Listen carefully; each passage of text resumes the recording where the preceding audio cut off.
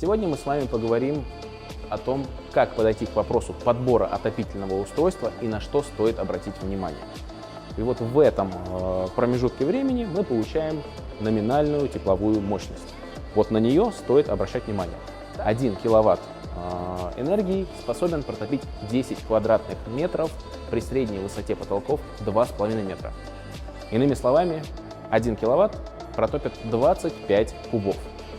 Именно для таких домов подбирается отопительное устройство с запасом по мощности примерно 20-30%. Все вышеизложенные рекомендации будут справедливы только при одном условии. Если отопительное устройство, которое вы рассматриваете, является реально единственным источником отопительного тепла, либо оно будет основным источником тепла.